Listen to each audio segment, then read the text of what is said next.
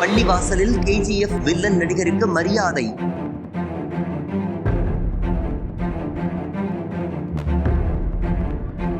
தொப்பி ஜிப்பாவுடன் சென்றவருக்கு தலைப்பாகை அணிவித்த இமாம். இஸ்லாத்தை ஏற்றுக்கொண்டதாக கூறி வைரலாகும் வீடியோ. KGF பாகம் 1 நடித்து உலக புகழ் பெற்றவர் வில்லன் நடிகர் ராமச்சந்திர ராஜு.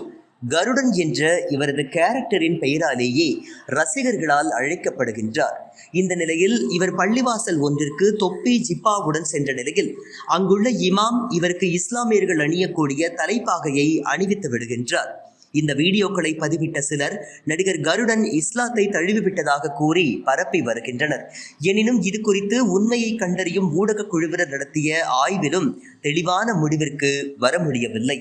அதாவது அவர் இஸ்லாத்தை தழுவினார் என்பதை உறுதிப்படுத்தவோ அல்லது நிராகரிக்கவோ முடியவில்லை என நவ் பாரத் டைம்ஸ் கூறுகின்றது.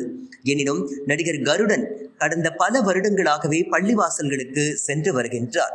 கர்நாடகாவை பூர்வீகமாக கொண்ட இவர் KGF ஹீரோ யாஷின் 15 ஆண்டு கால நெருங்கிய நண்பரும் ஆவார்.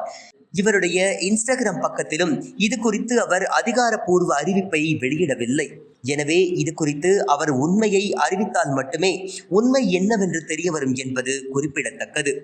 கருடன் படம் மூலம் புகழ்பெற்ற ராமச்சந்திர ராஜு தமிழில் சுல்தான், கோடியில் ஒருவன், அரண்மனை சீரியஸ், யானை உள்ளிட்ட பல படங்களில் நடித்து பிரபலமடைந்தவர் என்பது குறிப்பிடத்தக்கது.